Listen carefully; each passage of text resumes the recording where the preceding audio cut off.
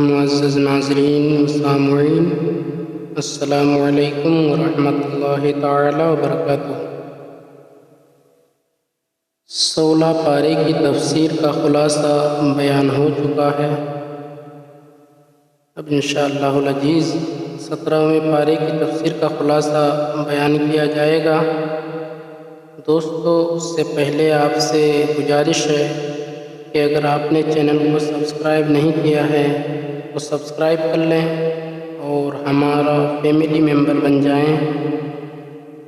ثواب کی نیت سے دوسروں تک بھی ویڈیو کو شیئر کریں۔ 17 پارہ کے آغاز میں اللہ تعالیٰ فرماتا اقترب للناس۔ سورہ انبیاء مکہ مکرمہ میں نازل ہوئی ہے۔ اس میں 7 رکوع اور 112 آیتیں ہیں۔ اس صورت میں کثرت کے ساتھ انبیاء کرام علیہم السلام کا تذکرہ ہے۔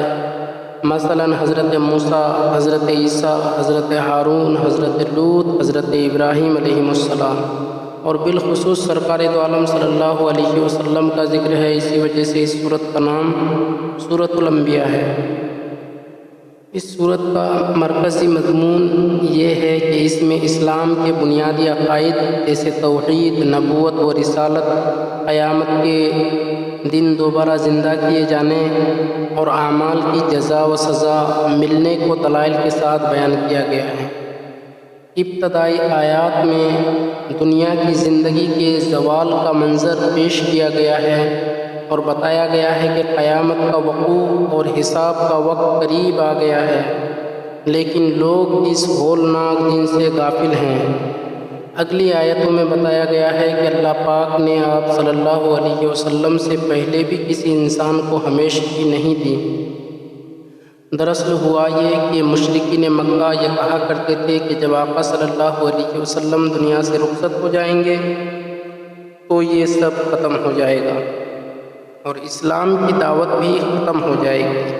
اللہ پاک نے انہیں تنبیہ کرتے ہوئے فرمایا، اگر نبی صلی اللہ علیہ وسلم کو ظاہری وفات سے متصف ہونا ہے تو تم بھی زیادہ عرصہ نہیں رہو گے، اور دنیا میں اس سے پہلے کبھی کوئی ہمیشہ نہیں رہا۔ اگرچہ انبیاء کرام کو ایک آن کے لیے وفات آتی ہے، پھر دوبارہ ان کو زندگی مل جاتی ہے، اور جہاں تک اللہ پاک کے دین کا تعلق ہے تو اللہ ہی غالب حکمت والا ہے۔ وہی اپنے بندوں کے ذریعے اپنے دین کی بات کو عام و تام کر دے گا۔ نہ وہ محتاج ہے، جس طرح چاہے اپنے دین کو غالب کر سکتا ہے۔ اگلی آیت میں بتایا گیا کہ آسمان و زمین کے نظام کا بہترین اور معتدل ہونا اس بات کی طرف اشارہ ہے کہ کائنات کو چلانے والا وحدہ لا شریک ہے۔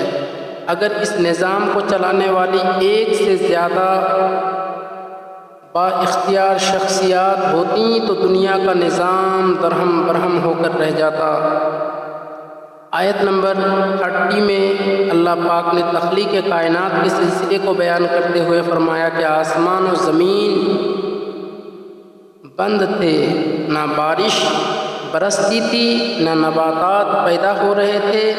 اللہ پاک نے ان کو کھول دیا، ان میں پانی اترا، اور فرمایا ہم نے ہر جاندار چیز سے پانی بنائی ہے، ہم نے ہر جاندار چیز سے پانی بنائی ہے۔ زمین میں توازن قائم رکھنے کے لیے اونچے اونچے پہاڑ بنائے، ان کے درمیان کشادہ راستے بنائے، اور آسمان کو بغیر ستونوں کے محفوظ چھت بنا دیا۔ رات دن، سورج اور چاند کو پیدا فرمایا، ہر ایک اپنے اپنے دائرے کے اندر گھوم رہا ہے۔ آیت نمبر 35 کے اندر قانون قدرت بیان کیا گیا کہ ہر نفس کو موت کا مزہ چکھنا ہے۔ پھر آگے چل کر بتایا گیا کہ قیامت اچانک آئے گی، حیرت زدہ کر دے گی، نہ کوئی اس کو دور کر سکے گا اور نہ کسی کو مہلت ملے گی۔ پھر اس کے بعد حضرت ابراہیم علیہ السلام کی جوانی کے واقعات کی طرف اشارہ ہے کہ ان کی قوم بت پرستی کرتی تھی۔ ہر سال ان کے یہاں ایک میلہ لگتا تھا جس کے لیے وہ شہر سے باہر جاتے تھے اور اپنے بتوں کے سامنے چڑھاوے چڑھایا کرتے تھے۔ ابراہیم علیہ السلام نے ان بتوں کو کلہاڑے سے ٹکڑے ٹکڑے کر دیا، اور جب قوم جب کافر قوم لوٹ کر واپس آئی اور اپنے باطل معبودوں کی حالت دیکھی تو ابراہیم علیہ السلام کو بلا کر پوچھنے لگے کہ ان کی یہ حالت کس نے کی ہے۔ ابراہیم علیہ السلام نے فرمایا کہ تم سمجھتے ہو کہ بت کچھ کر سکتے ہیں اور بولتے بھی ہیں اور ان کو قدرت بھی حاصل ہے، تو تم خود پوچھ لو۔ آپ علیہ السلام نے بڑے بت کے کندھے پر کلاڑا رکھ دیا تھا اور کافروں سے کہا کہ اس بڑے والے سے پوچھ لو، اس کو تو معلوم ہوگا۔ تو وہ بے اختیار پکار اٹھے، یہ بت بول ہی نہیں سکتے۔ ابراہیم علیہ السلام کہنے لگے، افسوس ہے کہ ایسے بے اختیار معبودوں کی تم عبادت کرتے ہو جو بول نہیں سکتے۔ وہ لاجواب ہو گئے، انتہائی نادم اور شرمندہ ہوئے، لیکن غصے میں ایسے بھڑک پڑے کہ ابراہیم علیہ السلام کو انہوں نے جلانے کا ارادہ کر لیا اور اس کے لیے انہوں نے لکڑیاں جمع کیں اور بہت بڑا گڈھا کھودا گیا، اس میں ابراہیم علیہ السلام کو ڈالنے کا ارادہ کیا۔ ابراہیم علیہ السلام نے دعا مانگی، مجھے اللہ کافی ہے اور وہ بہترین کارساز ہے۔ ابراہیم علیہ السلام کو آگ میں ڈالا گیا تو اللہ پاک نے آگ کو حکم دیا کہ اے آگ ابراہیم علیہ السلام پر ٹھنڈی اور سلامتی والی بنی۔ چنانچہ آگ کی گرمی زائل ہو گئی اور روشنی باقی رہی اور آگ نے آپ کو نقصان نہ پہنچایا۔ آیت نمبر 78 سے داؤد علیہ السلام اور سلیمان علیہ السلام کے ایک واقعے کا ذکر ہے۔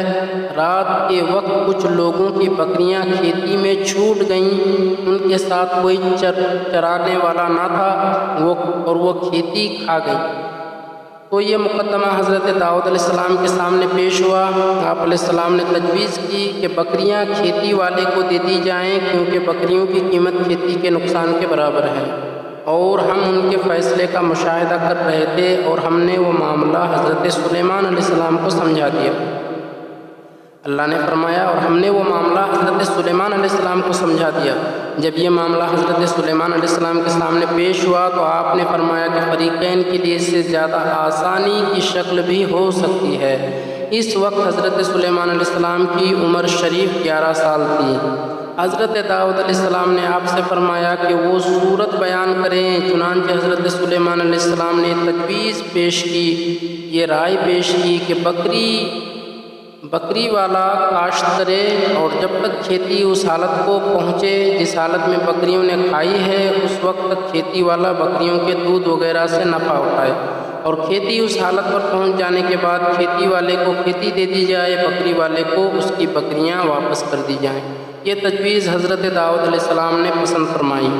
یاد رہے کہ اس معاملہ میں یہ دونوں حکم اجتہادی تھے اور ان کی شریعت کے مطابق تھے۔ ہماری شریعت میں یہ حکم یہ ہے کہ اگر چرانے والا ساتھ نہ ہو تو جانور جو نقصان کرے اس کا ضمان لازم نہیں۔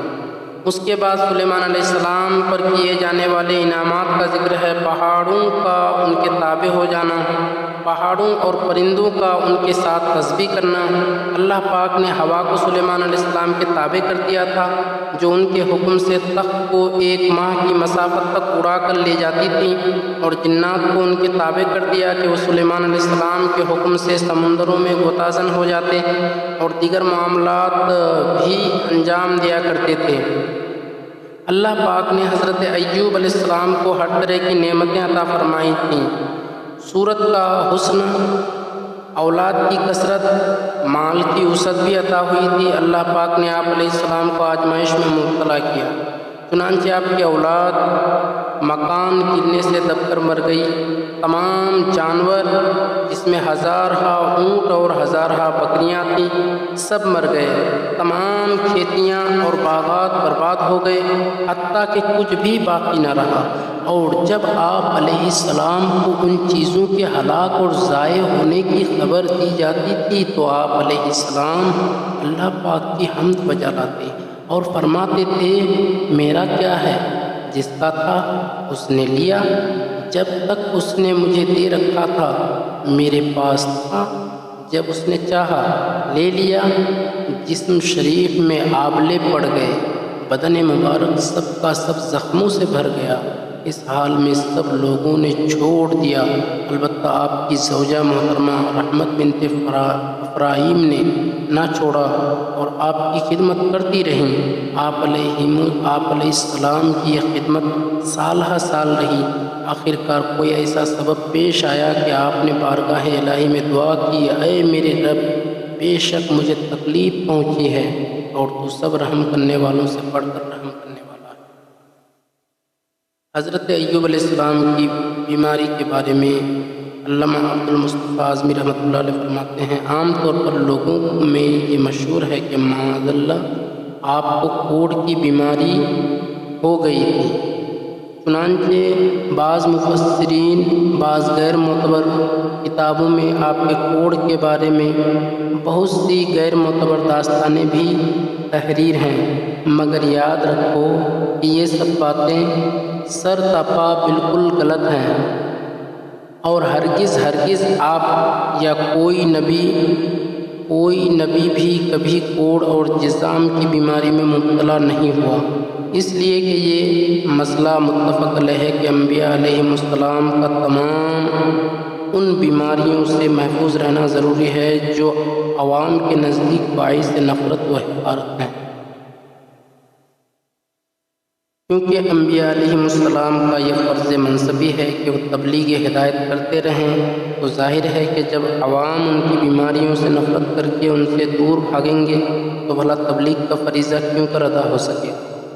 الغرض حضرت ایوب علیہ السلام ہرگز کبھی کوڑ اور جذام کی بیماری میں مبتلا نہیں ہوئے، بلکہ آپ کے بدن پر کچھ آبلے اور کوڑے پھنسیاں نکل آئی تھیں جن سے آپ برسوں تکلیف اور مشقت جھیلتے رہے اور برابر صابر و شاکر ہیں۔ یوں ہی بعض کتابوں میں جو یہ واقعہ مذکور ہے کہ بیماری کے دوران حضرت ایوب علیہ السلام کے جسم مبارک میں کیڑے پیدا ہو گئے تھے جو آپ کا جسم شریف کھاتے تھے، یہ بھی درست نہیں، کیونکہ ظاہری جسم میں کیڑوں کا پیدا ہونا بھی عوام کے لیے نفرت و حقارت کا باعث ہے اور لوگ ایسی چیز سے گھن کھاتے ہیں۔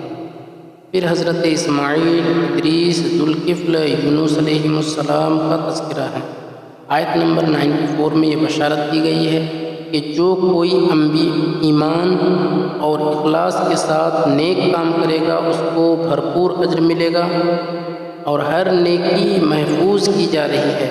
البتہ جن بد نصیبوں نے غفلت کی زندگی بسر کی، انہوں نے اپنی زندگی کو برباد کر دیا، ان کو دوبارہ دنیا میں آنے اور سابقہ گناہوں کی تلافی کا موقع ہرگز نہیں ملے گا۔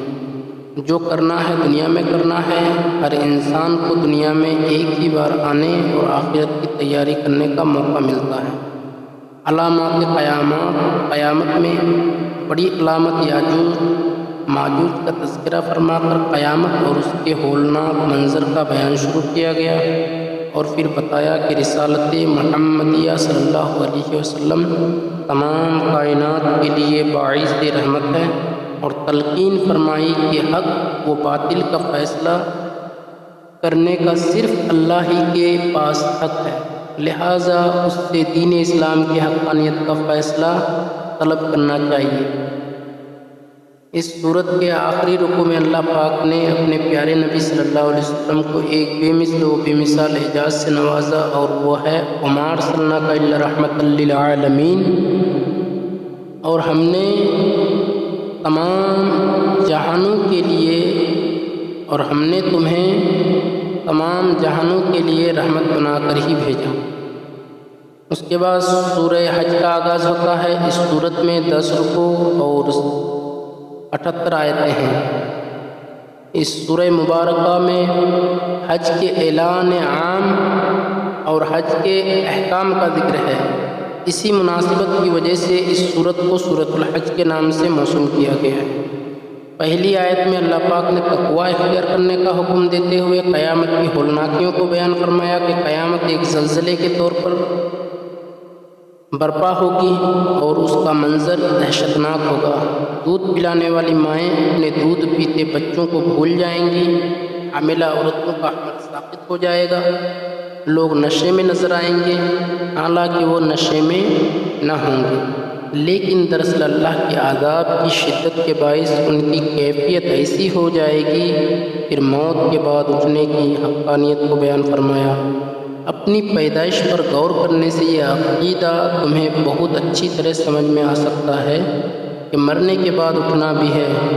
پھر ان مراحل کو بیان کیا گیا ہے کہ بندہ مٹی سے نطفہ ہوتا ہے، پھر نطفے سے لوتھڑا بنتا ہے، پھر گوشت کا ٹکڑا بنتا ہے، پھر اس کے اعضاء بنتے ہیں اور وہ ماں کے پیٹ میں ایک لمبے عرصے تک رہتا ہے۔ کمزوری کی حالت میں بچہ باہر آتا ہے اور پھر آہستہ آہستہ بڑا ہوتا ہے، جوانی کی حد تک پہنچتا ہے، پھر مزید توانا ہوتا ہے، آگے بڑھتا ہے۔ پھر ایک وقت کو بیان کرتے ہیں کہ انسان نے ایک دن مرنا ہے اور مر کر دوبارہ اٹھنا ہے، اور یہ اللہ پاک کے لیے مشکل نہیں ہے۔ فرمایا گیا جو رب انسان کو ان مراحل سے گزار سکتا ہے وہ مارنے کے بعد دوبارہ اٹھانے پر بھی قادر ہے۔